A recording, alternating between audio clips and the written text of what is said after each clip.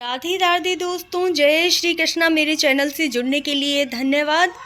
अगहन मास का आखिरी गुरुवार 12 तारीख को पड़ रहा है। जिन लोगों ने सिर्फ अगहन मास के व्रत का संकल्प लिया है वह उस दिन उद्यापन भी करेंगे और पूजन भी करेंगे। तो किस प्रकार से अपना पूजन करना है, उद्यापन करना है, पूरी विधि समझाऊंगी।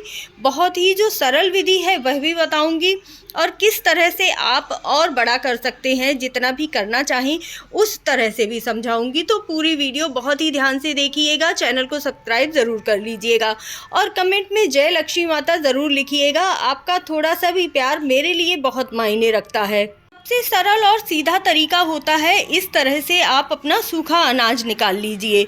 आटा निकाल लीजिए, चना की दाल बहुत ज़रूरी होती है तो वह निकाल लीजिए, चावल ले लीजिएगा, फल ले लीजिएगा जो भी आपके पास हो, केला भी ले सकते हैं आप, और जो भी आपके पास फल हों, और इसके साथ थोड़ी सी सब्ज़ी ले लीजिएगा। के साथ ही कुछ मीठे में गुड़ ज़रूर रखिएगा या फिर गुड़ से बनी हुई कोई भी चीज़ ले लीजिएगा। तिलकुटी ले सकते हैं, बहुत ही शुभ माना जाता है तिल का दान करना। तो इसके साथ ही दक्षिणा ज़रूर रखिएगा। दक्षिणा के बिना कोई भी पूजा आपकी पूर्ण नहीं होती है। जो भी कमी रह जाती है वह दक्षिणा से पूर्ण हो जाती है। इसके साथ ही आपको 1.25 मीटर लाल कपड़ा ज़रूर दान करना है। 1.25 मीटर ले लीजिएगा, बहुत अच्छा रहेगा। आप फल भी 1.25 किलो तक ले सकते हैं, तो फल भी 1.25 किलो ले लीजिएगा और इसके साथ ही कपड़ा आपको लेना है। इस तरह से आपको अपना उद्यापन करना है। समय भी बताऊंगी कि किस समय पर आपको उद्यापन करना होता है। इसके साथ ही आप विष्णु भगवान के लिए रूमाल ले लीजिएगा। पीला कपड़ा ले सकते हैं, चाहे तो आप धोती कुर्ता भी ले सकते हैं, नहीं तो आप इस तरह से जो आता है गमछा वो भी दान कर सकते हैं। तो 2 वस्त्र का दान करना बहुत ही ज़रूरी होता है। ध्यान रखिएगा, कभी भी एक अकेला वस्त्र दान नहीं करना चाहिए। तो आप 2 वस्त्र दान कीजिएगा। आप लाल कपड़ा भी दान करते हैं तो इसके ऊपर भी कलावा रखकर दान कीजिएगा और इसके साथ भी कुछ दक्षिणा अवश्य लगा लीजिएगा। सुबह के समय पूजा करेंगे, उसके बाद इस तरह से आप अपना सीधा निकाल लीजिए। जो सूखा अनाज है वो निकाल लीजिए, कपड़ा रख लीजिए। जब पूजा करेंगे तो सारी सामग्री आप रख लीजिए और उस समय पर ही आप सुबह की पूजा के समय अपना उद्यापन कर दीजिए। लेकिन आपको व्रत पूरे दिन रहना है। जिस तरह से आपने व्रत, क्योंकि अगहन मास आपका तभी व्रत समाप्त होगा जब आप पूरा दिन व्रत रहेंगे और दूसरे दिन पारण करेंगे, तो इसीलिए पूरा दिन आपको व्रत रखना है। दूसरा तरीका होता है, 7 सुहागन स्त्रियों को अपने घर में बुलाइए। ये सबसे अच्छा रहता है और सबसे शुभ माना जाता है। हो सके तो एक ब्राह्मण को भी बुलाकर आप पूजा अर्चना कर सकते हैं। जब ब्राह्मण पूजा करवाते हैं तो बहुत ही शुभ माना जाता है, लेकिन यदि आप नहीं करवा पा रहे हैं तो 7 सुहागनें बुला लीजिए। उन 7 सुहागनों के लिए 7 तरह की आप सुहाग की सामग्री लेकर आइए। चूड़ियाँ लेकर आ सकते हैं, सिंदूर की डिब्बी लेकर आइएगा। 7 सिंदूर की डिब्बी ला सकते हैं या फिर एक ही डिब्बी से सभी को सिंदूर लगा सकते हैं। दान करने के लिए अगर आप लाना चाहते हैं तो आप 7 की संख्या में चूड़ियाँ लेकर आइए। जैसा भी आप समझ सकें उस तरीके से ले आइए। बिंदी के पत्ते ले आइए, मेहंदी ले आइए।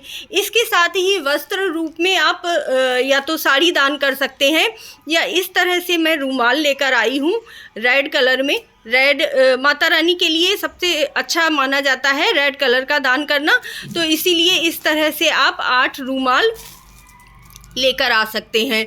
और मैं चुनरी का दान कर रही हूँ। आप चाहें तो साड़ी का दान कर सकते हैं, उसके साथ ब्लाउज पीस होता है तो उसे अलग कर लीजिए। इस तरह से आपके 2 वस्त्र हो जाते हैं। तो आप चुनरी का दान कर रहे हैं तो चुनरी के साथ रूमाल लेकर आ सकते हैं। इस तरह से आपके 2 वस्त्र हो जाते हैं। तो इस तरह से आप दुपट्टे या चुनरी का भी दान कर सकते हैं। सुहाग की सामग्री आपकी कम से कम 5 की संख्या में हो जानी चाहिए, या फिर जो आप माता रानी पर अर्पित करेंगी वह आप अलग से लेकर आइएगा। महावर ज़रूर लेकर आइएगा, दान में बहुत शुभ माना जाता है। इसके साथ ही काजल का दान करना शुभ माना जाता है। सिंदूर है, नेल पॉलिश है, बहुत सारी चीज़ें सुहाग की सामग्री में आती हैं। तो ये सारी चीज़ें आप अपनी सामर्थ्य के अनुसार दान कर सकते हैं। उद्यापन करूँगी तो पूरी वीडियो डालूँगी, तो आप वो भी ज़रूर देखिएगा। आपको बहुत अच्छी तरह से समझ में आएगा कि जब आप अगर अभी उद्यापन नहीं कर रहे हैं, कुछ लोगों ने अगहन मास का जो व्रत किया हुआ है वह अगर पूरा साल का किया है या 6 महीने का, जैसा भी आपने संकल्प लिया होगा, आप उस तरह से व्रत कर रहे होंगे, तो आप उस तरीके से भी अपना पारण करेंगे व्रत का, तो आपके लिए बहुत सुविधा होगी। अगर आप कल ही उद्यापन कर रहे हैं तो आज ही पूरी विधि समझ लीजिएगा। अब आपको जैसे आप अभी तक व्रत करते आ रहे हैं, आपको वैसे ही व्रत करना है। उसके बाद आप पूजा अर्चना अपनी कर लेंगे। फिर आपको माता रानी को चढ़ाने के लिए खीर का भोग लगाया जाता है, तो आपको सभी सुहागिनों के लिए खीर ज़रूर बनानी है।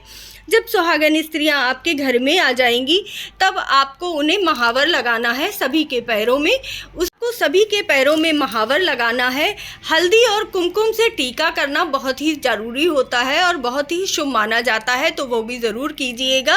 इसके पश्चात आपको उन्हें आसन देने के बाद सबसे पहले प्रसाद में खीर देनी है, क्योंकि माता रानी का प्रसाद खीर का भोग से किया जाता है, तो आपको सबसे पहले खीर देनी है।